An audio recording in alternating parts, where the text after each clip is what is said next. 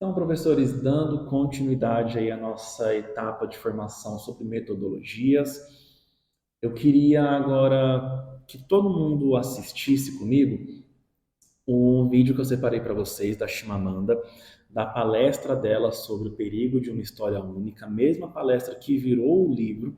Caso alguém ainda não tenha lido, eu sugiro que leia, porque é um livro muito bacana, é bem impactante, ele é um livro muito curto, é um livro que você lê em um dia, né? É coisa rápida. E aí a Chimamanda, ela vai discursar sobre o perigo de uma história única. E eu queria que vocês, antes de assistirem o vídeo, lessem na íntegra a carta do Peru Vaz de Caminha. Então, aqui no slide, eu estou deixando o link para vocês lerem essa carta toda. Não é grande, são acho que 14, 15 páginas no máximo.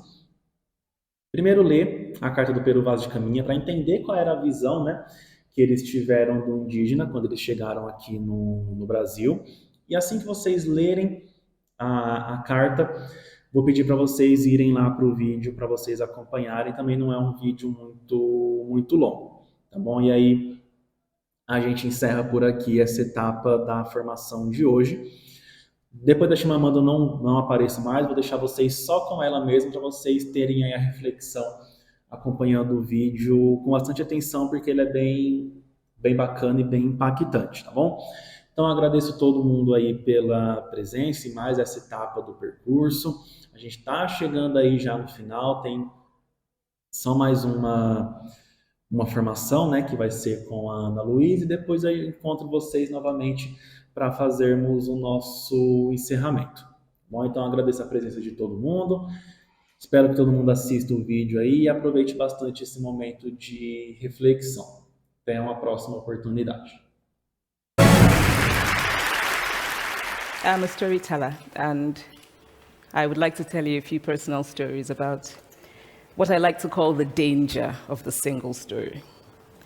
I grew up on a university campus in eastern Nigeria. My mother says that I started reading at the age of 2, although I think 4 is probably close to the truth. So I was an early reader, and what I read were British and American children's books. I was also an early writer. And when I began to write at about the age of 7, stories in pencil with crayon illustrations that my poor mother was obligated to read, I wrote exactly the kinds of stories I was reading. All my characters were white and blue-eyed. They played in the snow. They ate apples. And they talked a lot about the weather, how lovely it was that the sun had come out. Now, this despite the fact that I lived in Nigeria. I had never been outside Nigeria. We didn't have snow. We ate mangoes. And we never talked about the weather because there was no need to. My characters also drank a lot of ginger beer because the characters in the British books I read drank ginger beer. Never mind that I had no idea what ginger beer was. And for many years afterwards, I would have a desperate desire to taste ginger beer. But that is another story. What this demonstrates, I think, is how impressionable and vulnerable we are in the face of a story, particularly as children.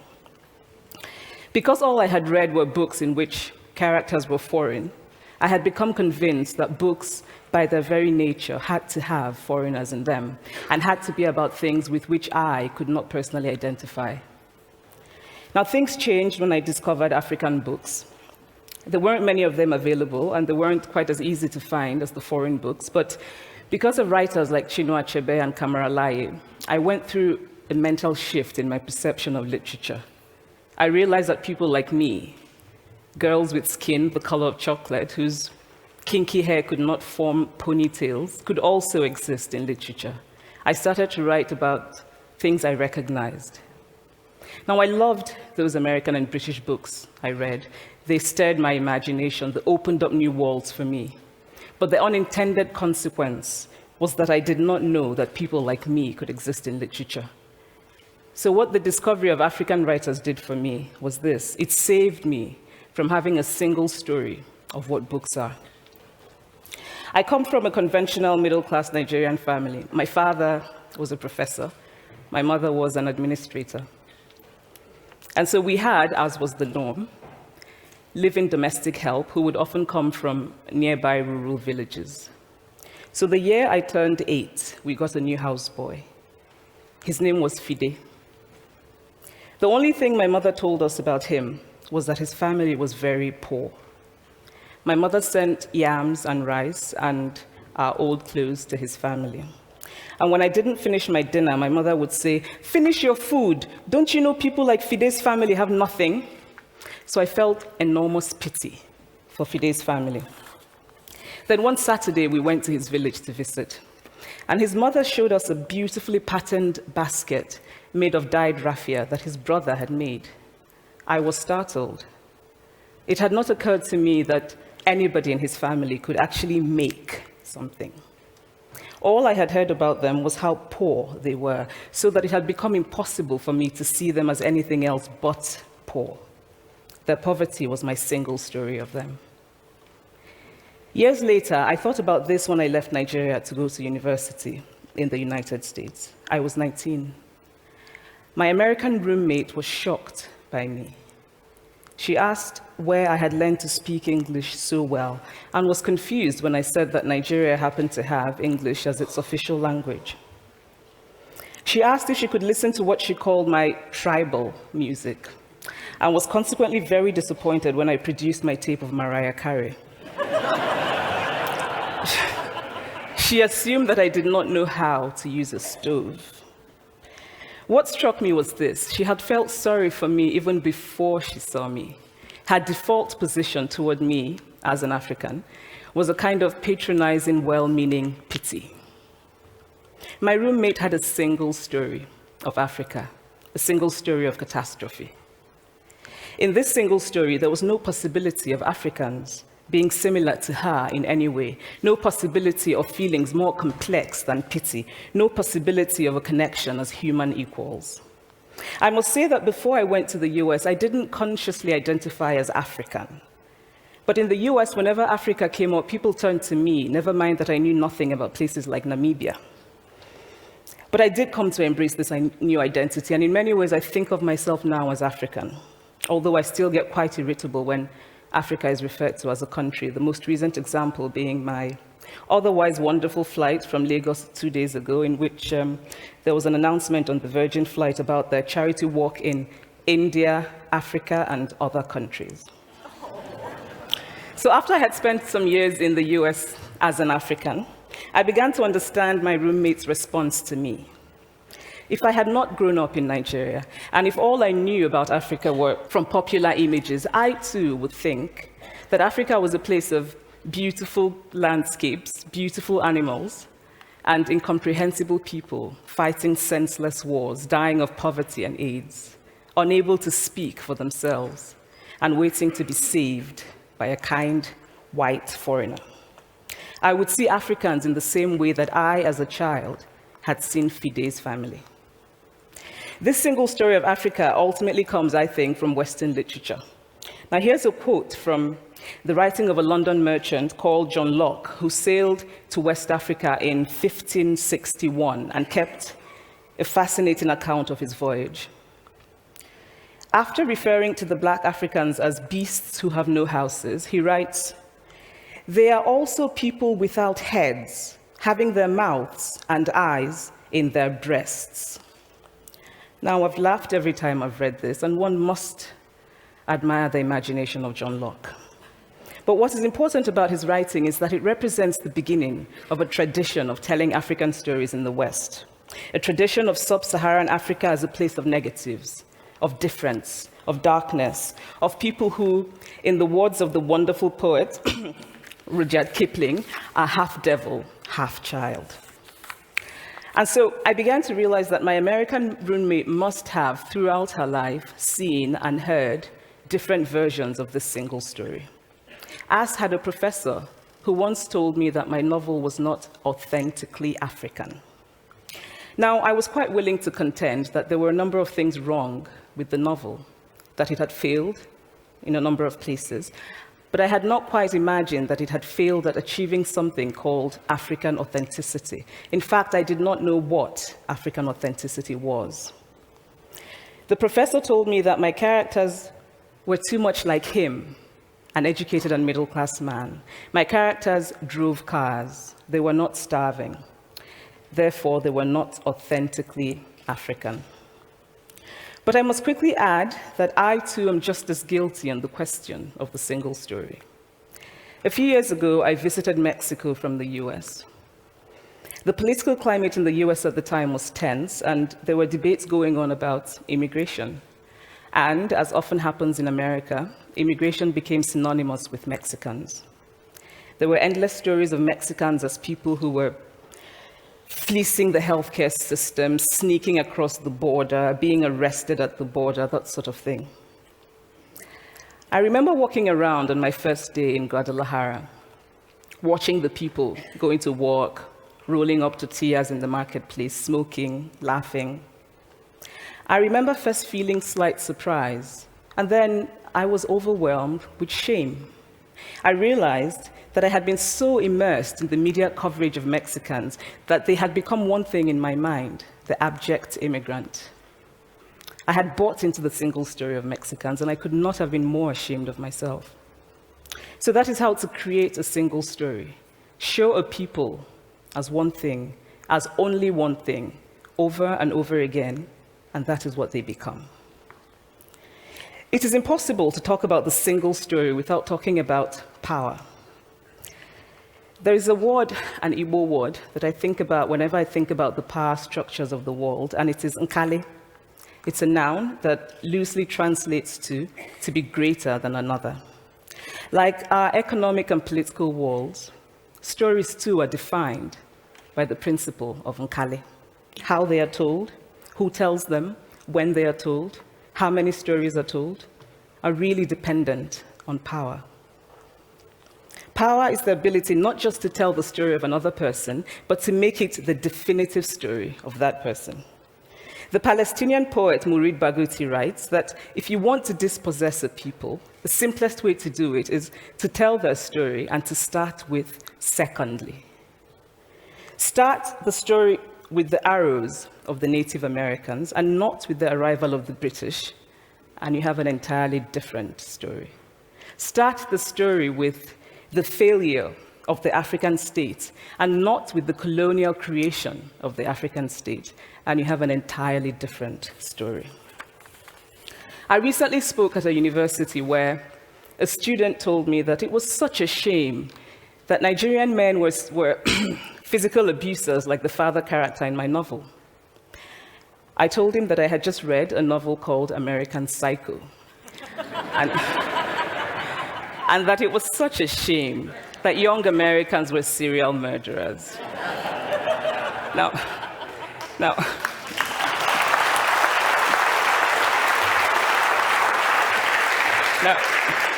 obviously, I said this in a fit of mild irritation, but it would never have occurred to me to think that just because I had read a novel in which a character was a serial killer, that he was somehow representative of all Americans.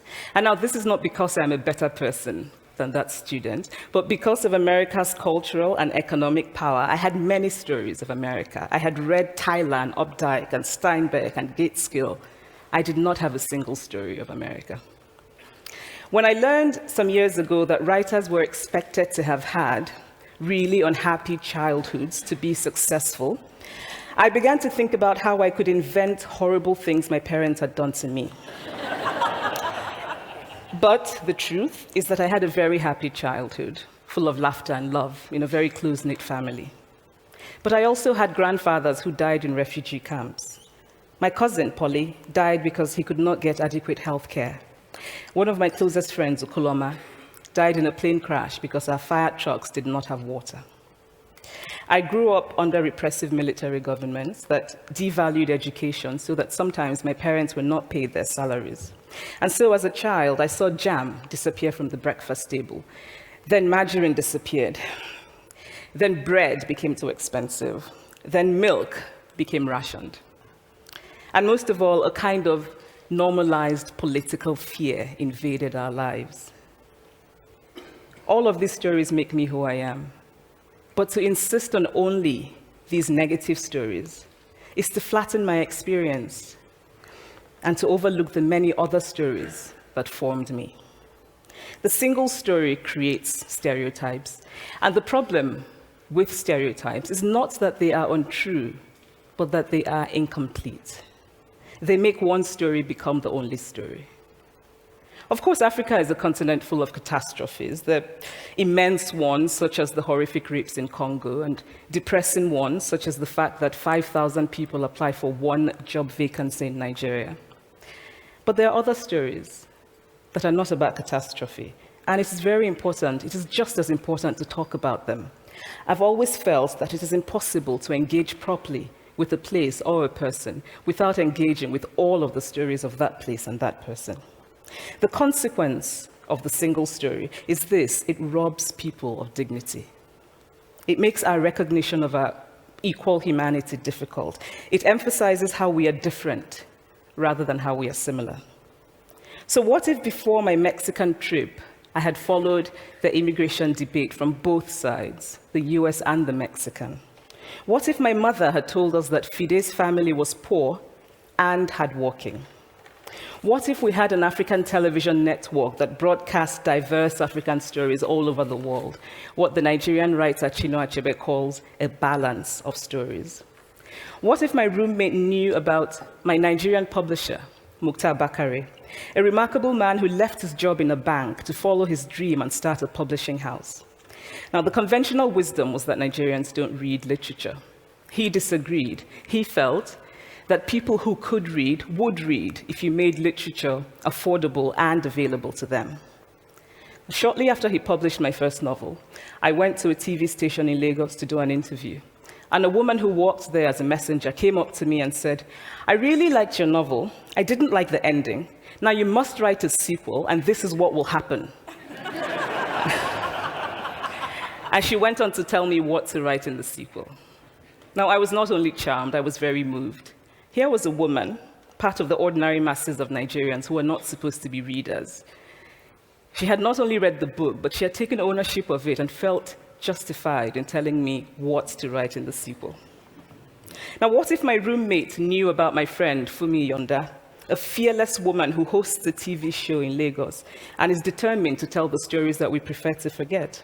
What if my roommate knew about the heart procedure that was performed in a Lagos hospital last week? What if my roommate knew about contemporary Nigerian music, talented people singing in English and Pidgin and Igbo and Yoruba and Ijo, mixing influences from Jay-Z to Fela to Bob Marley to their grandfathers? What if my roommate knew about the female lawyer who recently went to court in Nigeria to challenge a ridiculous law that required women to get their husband's consent before renewing their passports? What if my roommate knew about Nollywood, full of innovative people making films despite great technical odds? Films so popular that they really are the best example of Nigerians consuming what they produce. What if my roommate knew about my wonderfully ambitious hair braider who has just started her own business selling hair extensions? Or about the millions of other Nigerians who start businesses and sometimes fail, but continue to nurse ambition? Every time I am home, I am confronted with the usual sources of irritation for most Nigerians: our failed infrastructure, our failed government, but also by the incredible resilience of people who thrive despite the government rather than because of it. I teach writing workshops in Lagos every summer, and it is amazing to me how many people apply, how many people are eager to write, to tell stories. My Nigerian publisher and I have just started a nonprofit called Farafina Trust, and we have big dreams of building libraries and refurbishing libraries that already exist and providing books for state schools that don't have anything in their libraries, and also of organizing lots and lots of workshops on reading and writing for all the people who are eager to tell our many stories. Stories matter. Many stories matter. Stories have been used to dispossess and to malign, but stories can also be used to empower and to humanize. Stories can break the dignity of a people, but stories can also repair that broken dignity. The American writer Alice Walker wrote this about her southern relatives who had moved to the north, and she introduced them to a book about the southern life that they had left behind. They sat around reading the book themselves, listening to me read the book, and a kind of paradise was regained. I would like to end with this thought, that when we reject the single story, when we realize that there is never a single story about any place, we regain a kind of paradise. Thank you.